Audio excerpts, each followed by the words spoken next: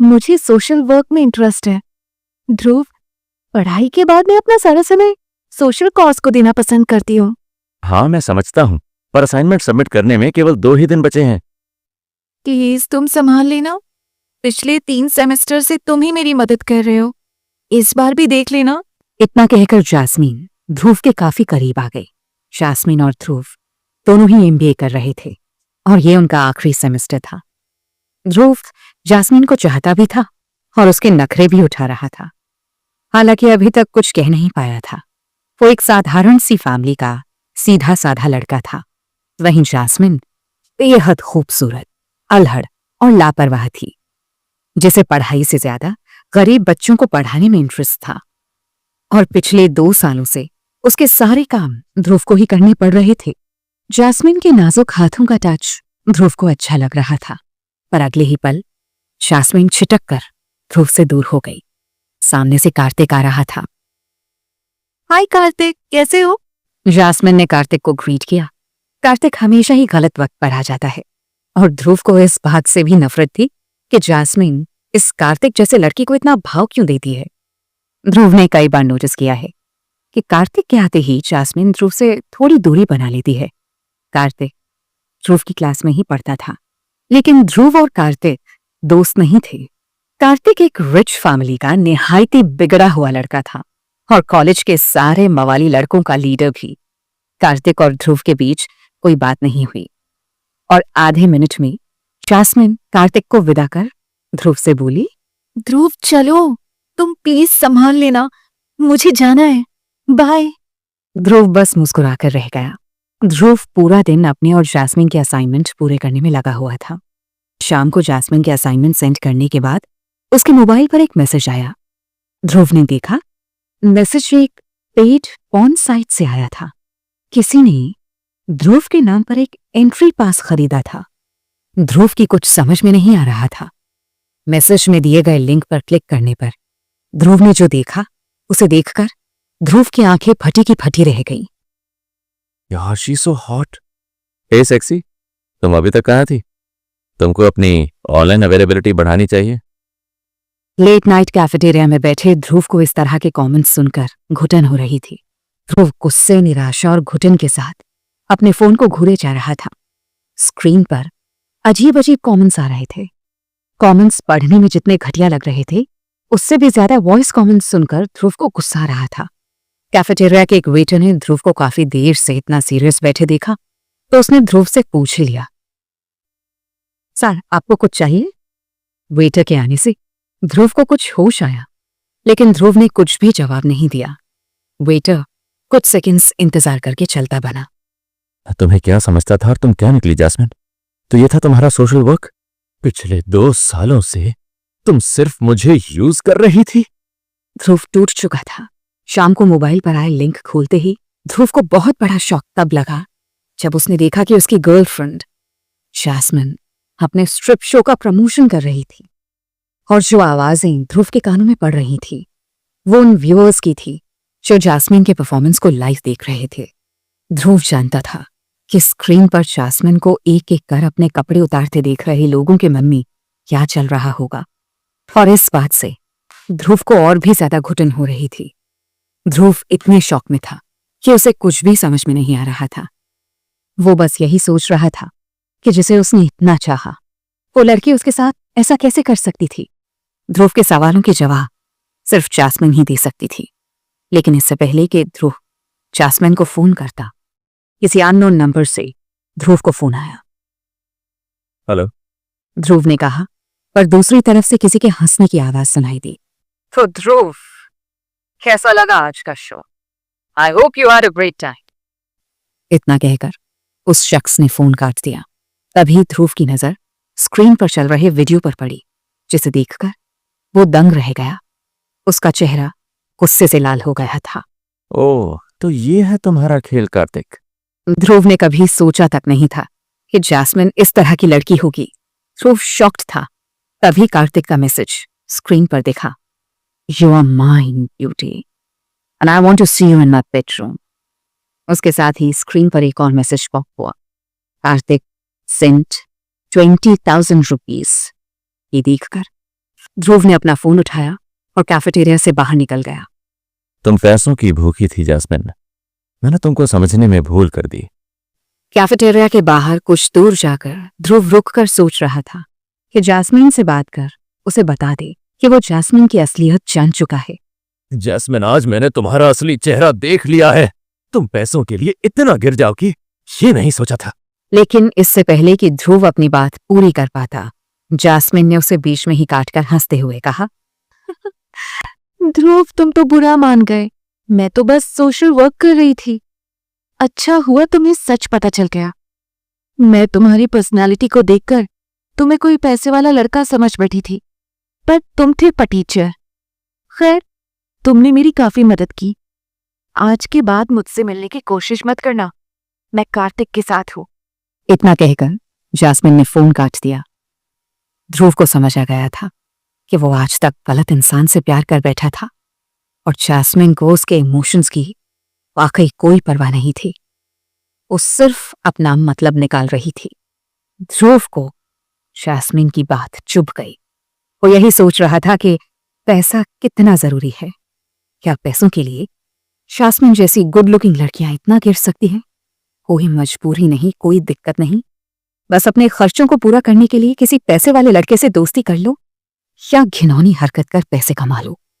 इसी उधेड़-बुन के साथ ध्रुव चलता जा रहा था कि तभी अचानक एक आदमी उसके सामने आकर खड़ा हो गया। क्या तुम ध्रुव हो? उस शख्स ने ध्रुव को रोककर पूछा। ध्रुव पहले से ही बहुत परेशान था, इसलिए उसने उस अनजान आदमी की बात को अनसुना कर आगे बढ़ने का फैसला किया। ध्रुव को ऐसे चुपचाप जाता देखकर उस शख्स ने पीछे से कहा, मुझे तुम्हारे पापा ने भेजा है ध्रुव। लेकिन जब ध्रुव ने उसका कोई जवाब नहीं दिया तो वो आदमी आगे से बोला, क्या तुम उनके बारे में कुछ जानना नहीं चाहोगे ध्रुव? पापा? ये शब्द सुनते ही ध्रुव थोड़ा ठिठक गया। उसके पापा बचपन में मर चुके थे। माँ ने बताया था कि उसके पापा के मरने के बाद वो नाना नानी के पास वापस आ गई थी। ये सुनकर ध्रुव उस आदमी की तरफ देखकर बोला, मेरे साथ खेलना बंद करो, मैं वैसे ही बहुत परेशान हूं। मेरे पापा इस दुनिया में नहीं हैं और मुझे उनके बारे में कुछ नहीं जानना। क्या हम 2 मिनट बात कर सकते हैं? उस शख्स ने बहुत शराफत से पूछा। बोलो। ध्रुव ने झिड़कते हुए जवाब दिया, मेरा नाम निहाल है, मैं तुम्हारे पापा का खास हूं। मुझे नहीं पता कि तुम्हें तुम्हारे पापा के बारे में क्या बताया गया है, पर उन्होंने मुझे तुम्हारे पास भेजा है। निहाल ने उसे समझाते हुए कहा।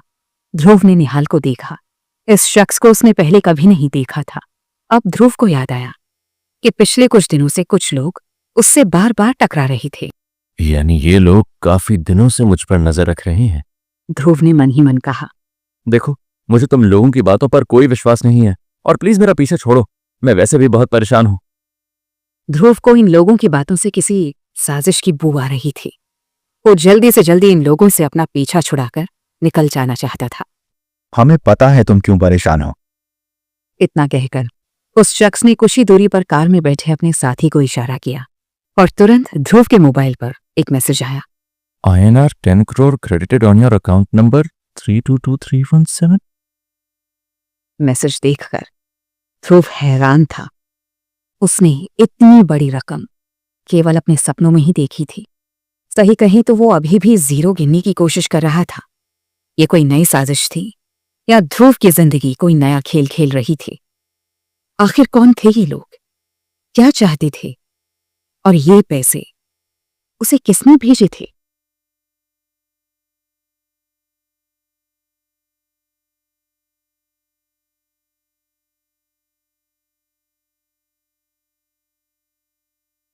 ₹10 करोड़? ये कैसा मजाक है? क्या मैं सपना देख रहा हूं? नहीं नहीं, ये सपना नहीं है। ध्रुव कभी अपने मोबाइल को तो कभी निहाल को देख रहा था, पर निहाल ऐसे खड़ा था मानो 10 करोड़ नहीं 10 रुपए ट्रांसफर किए गए हों। निहाल ने कहना शुरू किया, ध्रुव, आपके पापा सतविंदर सिंह गिल को आपको और आपकी मां को छोड़कर जाना पड़ा था क्योंकि उन्हें ऐसा करने के लिए फोर्स किया गया था। उस समय उन्हें अपना फैमिली बिजनेस संभालने के लिए आप लोगों को छोड़ना पड़ा था। उस समय उस सर्कमस्टांसेस में उनके लिए यही जरूरी था, पर वो हमेशा ही आप लोगों को याद करते थे। अब वो गिल फैमिली के बिजनेस को अगली पीढ़ी को सौंपकर आप लोगों के पास वापस आना चाह रहे हैं। एक पल रुककर निहाल ने ध्रुव की आंखों में झांक कर देखा कि वो निहाल की बात पर ध्यान दे रहा है या नहीं। निहाल ने फिर आगे कहा, उन्होंने आपके लिए 2 मैसेज भिजवाए हैं। पहला, अभी आप जितना हो सके उतना लो प्रोफाइल रहें और ध्यान रहे कि आपकी मां को अब और कोई दुख ना उठाना पड़े। निहाल की बात सुनकर ध्रुव के दिल की धड़कन बढ़ गई। गिल फैमिली? ध्रुव के लिए इतना ही काफी था कि उसके पापा अरबपति हैं, पर उनका गिल फैमिली से क्या लेना देना था। गिल फैमिली कोई छोटी मोटी फैमिली नहीं थी। ये दुनिया का सबसे बड़ा फाइनेंशियल ग्रुप था, जिसका बिजनेस एम्पायर सारी दुनिया में फैला हुआ था।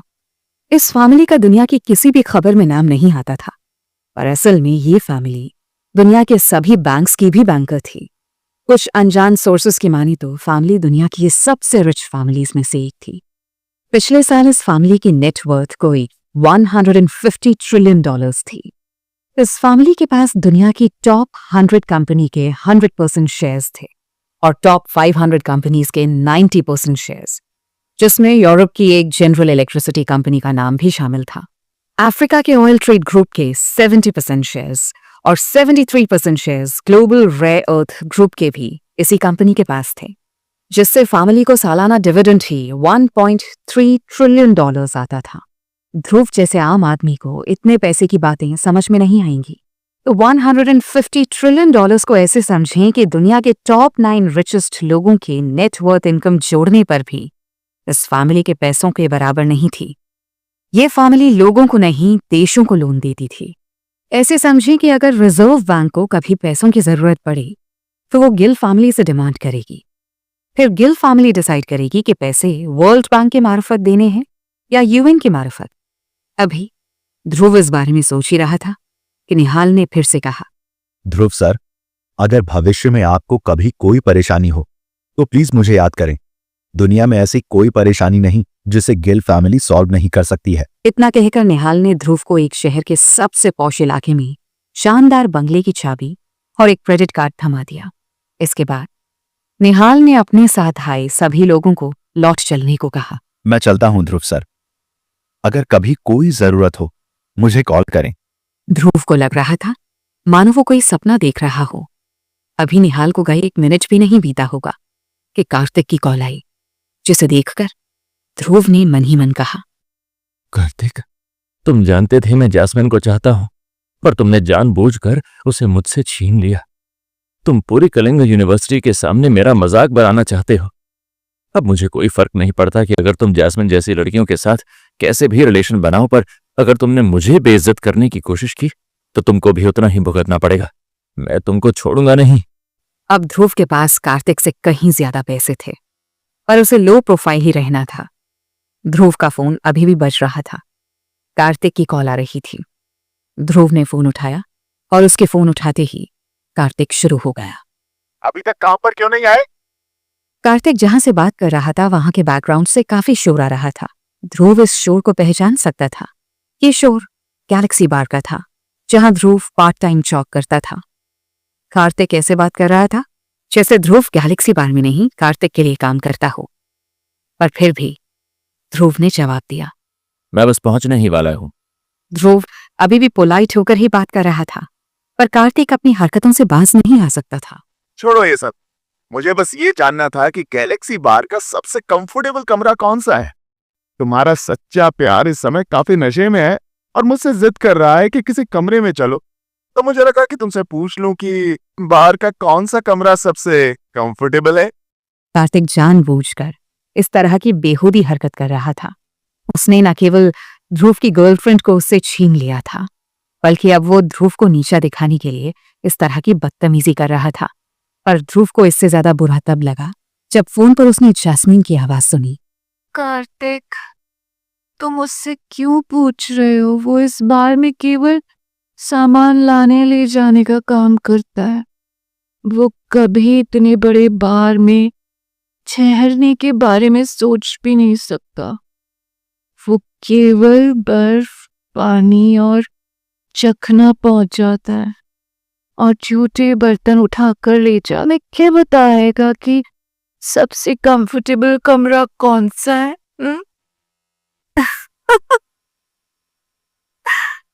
इतना कहकर जास्मिन जोर से हंसी और फोन काट दिया।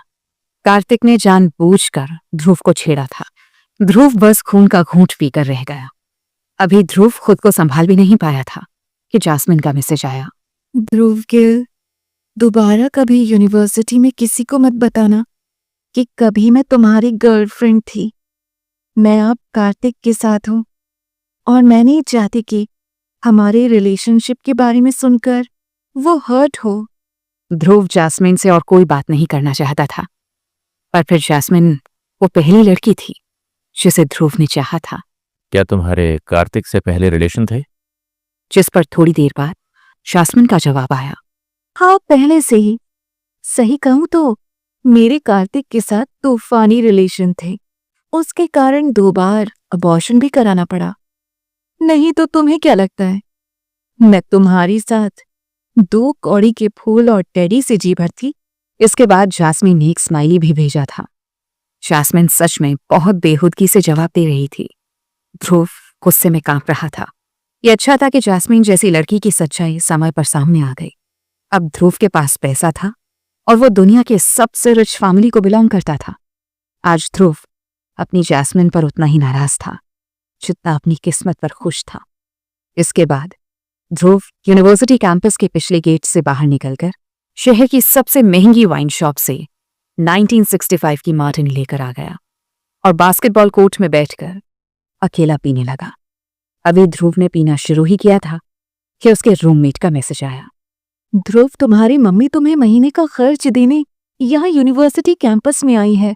तुम कहाँ हो?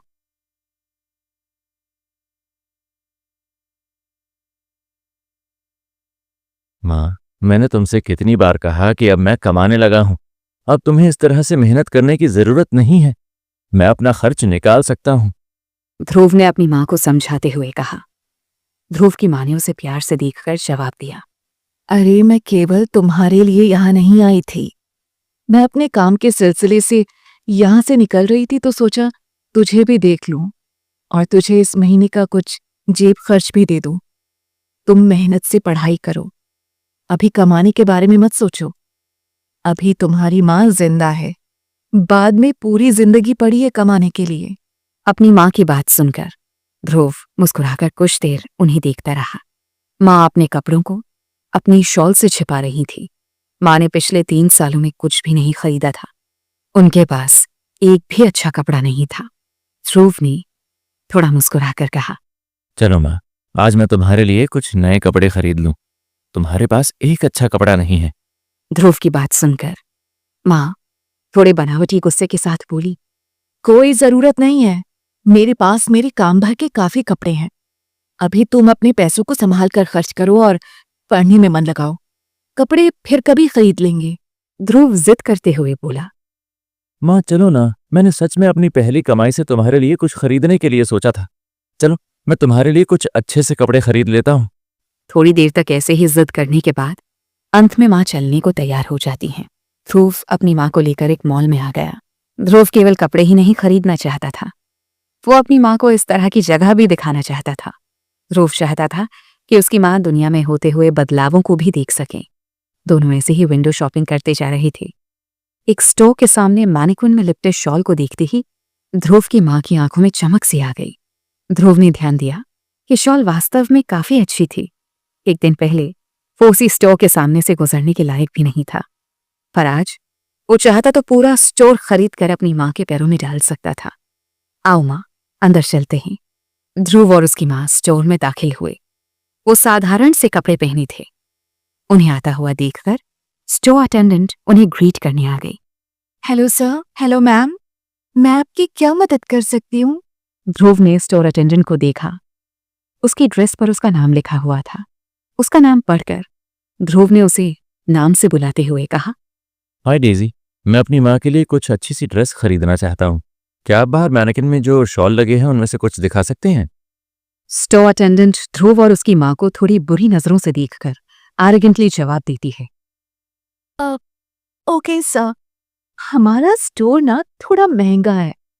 मुझे नहीं लगता यहाँ आप लोगों के लिए कुछ मिलेगा। स्टोर अटेंडेंट ध्रुव और उसकी मां का रास्ता रोककर खड़ी थी।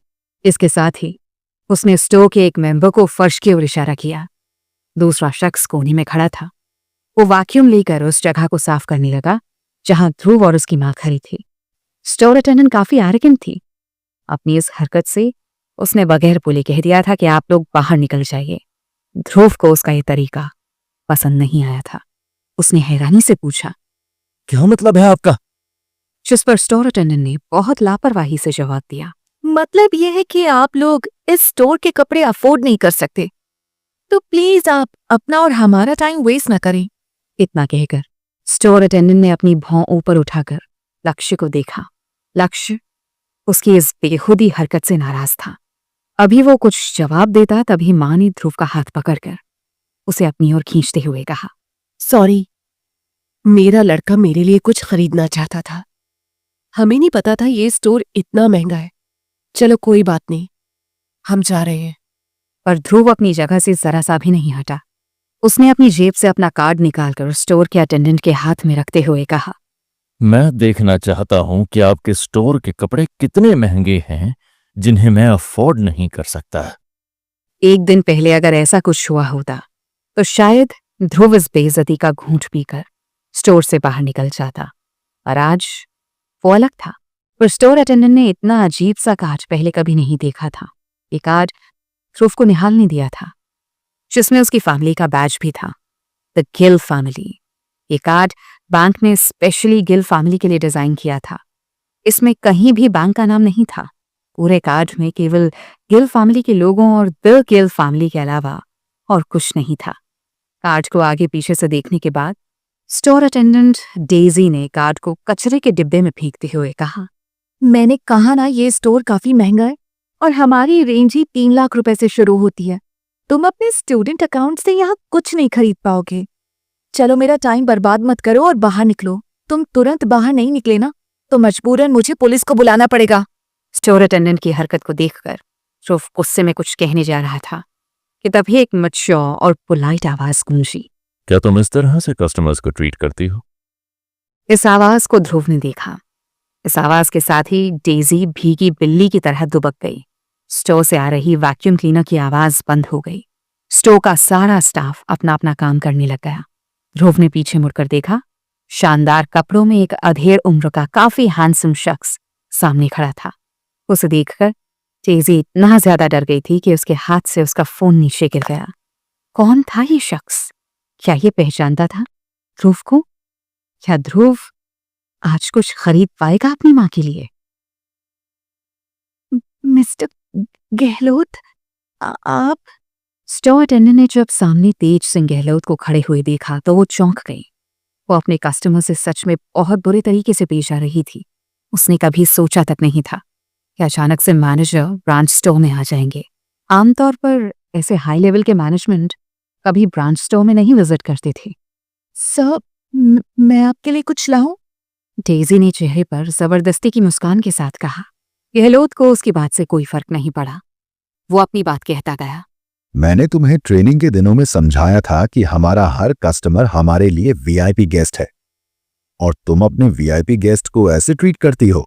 ज्यादातर इस लेवल का मैनेजमेंट स्टाफ अपने मन के भावों को अपने चेहरे पर नहीं आने देता। सभी आमतौर पर एक शांत और गंभीर चेहरे के साथ बात करते थे। इसीलिए डेजी समझ नहीं पाई कि असल में मिस्टर गहलोत इस बात से काफी नाराज थे। और डेजी अपने बचाव में कहने लगी, आई एम सॉरी सर, पर अभी तक आप सिचुएशन समझ नहीं पाए हैं। ये हमारे कस्टमर नहीं है। असल में ये लोग यहाँ के कपड़े अफोर्ड नहीं कर पाएंगे।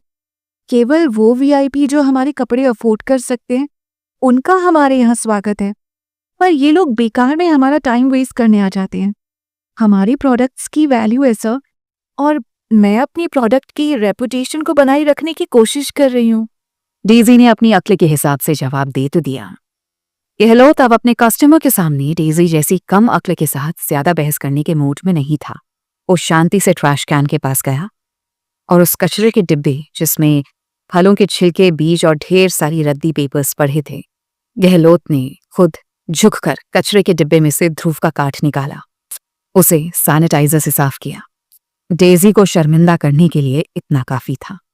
पर हैरत की बात तो ये थी कि गहलोत खुद ही डर और हैरानी से कभी कार्ड को तो कभी ध्रुव को देख रहा था, और वो ऐसे देख रहा था जैसे उसने भूत देख लिया हो। गहलोत ने हैरत से डरते हुए पूछा, सर, क्या ये आपका कार्ड है? गहलोत कभी कार्ड को तो कभी ध्रुव को देख रहा था। ध्रुव ने बहुत ही कैजुअल टोन में शांति के साथ कहा, हाँ।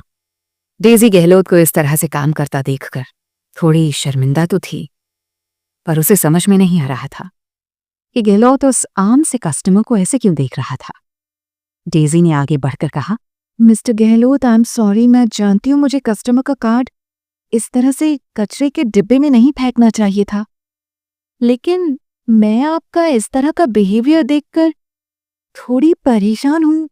अभी डेजी अपनी बात पूरी भी नहीं कर पाई थी कि गहलोत जोर से उसे डांटते हुए बोला, शट अप और जाकर हमारे वीआईपी कस्टमर्स के लिए चाय बनाओ।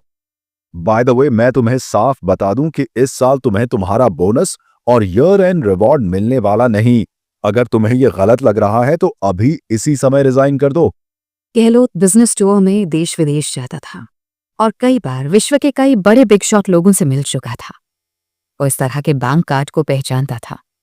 अच्छी बात यह थी कि वो समय पर आ गया, नहीं तो आज वो ध्रुव जैसे बिग शॉट को न केवल खो देता बल्कि नाराज भी कर सकता था। उसकी इस हरकत से यहां जो नुकसान होता वो तो होता ही, उनका इंटरनेशनल बिजनेस भी इससे अफेक्ट हो जाता। उसने ध्रुव का कार्ड अच्छे से साफ कर ध्रुव को वापस करते हुए कहा, आई एम सॉरी सर, मैं अपने स्टाफ की तरफ से माफी मांगता हूं। आप प्लीज अंदर आइए। आप लोग अपने लिए कुछ पसंद कीजिए। मैं हमारे स्टोर की तरफ से माफी के तौर पर आपके लिए कुछ निकालता हूं। गहलोत को इस तरह से बात करता हुआ देखकर ध्रुव समझ गया था कि गहलोत इस कार्ड के बारे में अच्छे से जानता है। ध्रुव ने कहा, मुझे जो भी लेना होगा उसके लिए पे कर सकता हूँ। मुझे नहीं लगता आपका स्टोर हमें यहाँ पसंद कर रहा है। गहलोत ने तुरंत अपना सिर हिलाकर फिर से माफी मांगी। वो आमतौर पर बहुत शांत रहता था और इस समय उसके चेहरे पर डर साफ दिखाई दे रहा था। गहलोत अच्छे से जानता था कि उसके सामने जो लड़का खड़ा था उसे नाराज नहीं किया जा सकता था। गहलोत को छोड़ो उसके लग्जरी ब्रांड के पूरे बिजनेस चेन में कोई भी इस लड़के को नाराज नहीं कर सकता था।